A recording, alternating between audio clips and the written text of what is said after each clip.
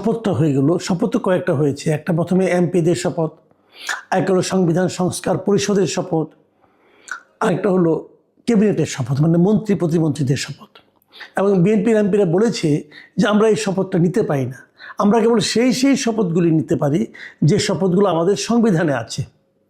এই যে সংবিধান সংস্কার পরিষদের সদস্য হিসাবে আমরা যে শপথ নিব, আমরা যে ওই সদস্য নির্বাচিত হয়েছি, এটা তো সংবিধানের মধ্যে নাই। কাজে আগে আমাদের এটা সংবিধানের মধ্যে ঢুকাতে হবে, তারপরে আমরা শপথ নেব। এগুলি নিয়ে কিন্তু অনেক হয়েছে, অনেক আলোচনা হয়েছে। মানে মূল জিনিসটা হলো জুলাই সনদ এবং সেই সনদের সংস্কার, সেই সংস্কারের বাস্তবায়ন করতে যেয়ে ঐক্যমত্য কমিশন যেটা করেছিল আলী রিয়াজ সাহেবরা, ওনারা ভেবেছেন যে রাজনৈতিক নেতৃবৃন্দ হয়তো তাদের কথা রাখবে না, অতএব জোর করে আগে একটা গণভোট করে নিয়েছিল। এগুলো হলো কি জানেন, ওই যে ঘোড়ার আগে গাড়ি জুড়ে দেওয়ার মতো ব্যাপার। গণভোট এইভাবে হয় না। আর তারও চেয়ে বড় কথা, আপনি যে গণভোটটা করলেন এটা তো সংবিধানেই নাই। যে জিনিসটা সংবিধানে নাই সেটা আপনি কিভাবে করবেন? সেটা তো আপনি করতে পারেন। এখন কি হয়েছে, গতকালকে দেখলাম এটা নিয়ে আবার আদালতে চলে গেছে একজন, বলছে যে গণভোট ইটসেলফ আনকনস্টিটিউশনাল, মানে অবৈধ। এখন যদি আদালত যদি বলে হ্যাঁ তাই তো, এবং আদালত না বলে কোনো উপায় নেই এই কারণে আদালত তো সংবিধানের বাইরে যাইতে পারবে না। এখন সংবিধানের বাইরে বিপ্লব হয়েছে এটুকু আমি মানি, কিন্তু আদালত যখন রায় দেবেন তখন তো সংবিধানের বাইরে তার যাওয়ার কোনো উপায় নাই। এবং যদি আদালত সংবিধানে মেনে রায়টা দেন তাহলে গণভোট অবৈধ হবে। যদি গণভোটটা অবৈধ হয়ে যায়, আমি যতটুকু বুঝছি আর কি, নাও হতে পারে, আমি জানি না কখন কী হয়ে যায়। যদি অবৈধ গণভোটকে বলে দেয় আদালত, তাহলে কি হলো?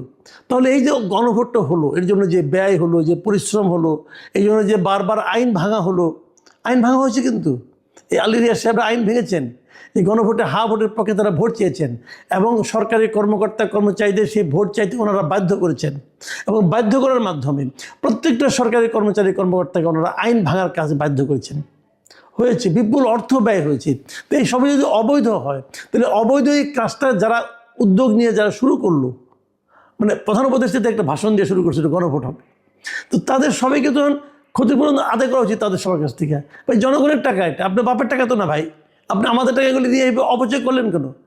যে কাজটা করবেন সেটাকে জেনে নেন, বুঝে নেন, আইনের পরামর্শ নিয়ে নেন, সুপ্রিম কোর্টের রেফারেন্স নিয়ে করতেন কাজগুলো আপনারা। এখন কি হলো, মানে 212 জন লোক তারা সংবিধান সংস্কার পরিষদের সদস্য হিসাবে শপথ নিল না, বুঝছেন? 212 জন, আরও বেশি। এমনি রুবিন ফারহানা তো একজন মেম্বার আছে, উনিও তো নেন নাই, উনি তো স্বতন্ত্র, উনিও শপথ নেন নাই। তাহলে এখন শপথ নিল কারা? শপথ দিল 100-রও কম লোক, ধরেন আপনার 88 জন লোক অথবা 80 জন লোক, এরা নিল শপথ।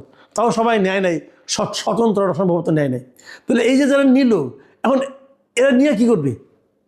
এরা কিন্তু এখন তাহলে সংবিধান সংস্কার পরিষদের সদস্য হইল, তারা কি সংবিধান সংস্কার নিজেরাই করতে বসে যাবে এই কয়জন মিলে?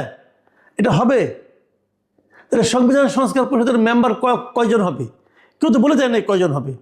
এটা হলো একটা দিক। দ্বিতীয় দিকটা হলো, যে জিনিসটাকে বেআইনি বলে, অসাংবিধানিক বলে বিএনপির এমপিরা বয়কট করলো, মানে করলো না, যে এটা আমি করবো না, এটা করার কোনো উপায়ই নাই। তো সেই শপথ আবার অন্যদেরকে সিইসি পরিচালনা করলো এমপিরা। যে শপথটা অনৈতিক এবং অথবা অসাংবিধানিক বলে একটা মানে আপনার এমপিদের একটা বড় অংশ মানে 2/3 বেশি অংশ করলো না, বলে এটা করা যাবে না, এটা বেআইনি হবে, এটা অসাংবিধানিক হবে। তো সেই অসাংবিধানিক কাজের শপথটা সিইসি কীভাবে পড়ালেন? এই সমস্যাটার সমাধান কি কেউ করেছেন? কেউ ভেবেছেন এভাবে? কেউ ভাবেননি, অথবা ভাবলেও বলেননি। তার মানে কি, আইন প্রণয়ন, সংস্কার করা না করা, শপথ নেওয়া না, এই সবগুলিকে না একটা ছেলে খেলা বানিয়ে দেওয়া হয়েছে। এগুলি ভাই ছেলে খেলা না। একটা দেশ কীভাবে চলবে, জাতির ভবিষ্যৎ কী হবে, এগুলো যেখানে বসে হয় সেখানে ছেলে খেলা চলে না। কেন করতে যান আপনারা এগুলো? এখন কি হবে? এখন যেটা হবে, যে আমি ভেবেছিলাম যে আগামী সংসদটা হবে খুবই ভাইব্রেন্ট। আমি কিন্তু বলেছিলাম জামাত এই ধরনের বিরোধী দল হবে, বিএনপি এরকম একটা যুক্তিগ্রাহ্য একটা রাজনৈতিক দল হবে, এখানে গায়ের জোর চলবে না, সবাই মিলেমিশে একটা সংসদ হবে, মানুষ বুঝতে পারবে দেশের কি হচ্ছে না হচ্ছে, এটসেট্রা এটসেট্রা। কিন্তু তা কি হতে যাচ্ছে? এখন তো আমি আতঙ্কে আছি, আমি আশঙ্কা করছি এটা হবে না।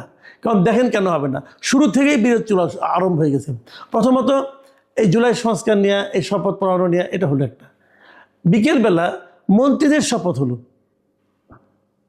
সেই অনুষ্ঠানে জামাতের লোকজন গেলেন না, এনসিপি লোকজন গেলেন না, মানে কি বয়কট। এই বয়কটের রাজনীতি আবার শুরু হয়ে গেল।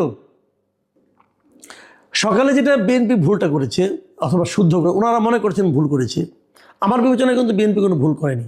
আমি মনে করি বিএনপি যা করেছে সাংবিধানিকভাবে ঠিকই আছে, ওদের লজিক ঠিক আছে।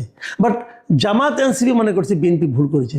ঠিক আছে, জামাত এনসিপিকে আমি বলি যে ভুল যদি হয়, ওই ভুলের কারণে আপনার পরের অনুষ্ঠানটা বয়কট করলেন কেন? আপনারা যদি পরের অনুষ্ঠানে যেতেন তাহলে অনুষ্ঠানের সৌন্দর্যটা বাড়তো না? কারণ সৌন্দর্য দিয়ে কাজ হবে না, মানলাম, কিন্তু আপনারা যে একসঙ্গে কাজ করতে চান দেশ গঠনের ক্ষেত্রে, সেটার তো একটা নমুনা আমরা দেখতে পারতাম। ভাই, আমাদের সাধারণ মানুষের ইটা কি, আকাঙ্ক্ষাটা কি? আমরা তো ওই অনুষ্ঠানে যাব না, আমাদের দেওয়া তো হবে না, কেউ করবে না, সেটা ব্যাপার না। কিন্তু আমরা তো চাই যে যাদেরকে আমরা ভোট দিয়ে পাঠাইলাম তারা তাদের মধ্যে যে কোনো একটা ইস্যু নিয়ে মুখ দেখা দেখি বন্ধ করে দিবে, তার বাসায় যাবে না, ওই দাওয়াতে থাকবে না, এটা কেন? এটা তো আমরা চাইনি। এবং এরপর কি হবে আপনারা আগামীতে নিশ্চিন্ত থাকেন। এই সংস্কার নিয়ে, জুলাই সনদ নিয়ে, গণভোট নিয়ে এবং সংবিধান সংস্কার পরিষদের সদস্য হিসাবে শপথ নেওয়া না নেওয়া নিয়ে একটা রাজনৈতিক বিরোধ শুরু হয়ে গেল। এই রাজনীতি খুব শীঘ্রই দেখবেন রাজপথেও চলে আসবে। তো এটা কেন? তাহলে সেই আগের মতোই যেই লাউ সেই কদু, তো আমরা তো এটা চাইনি। একেবারে প্রথম দিন থেকেই বিরোধিতার এবং পরস্পরকে আক্রমণ করার যে রাজনীতি আমরা দেখছি, এই রাজনীতি আমাদের প্রত্যাশিত ছিল না।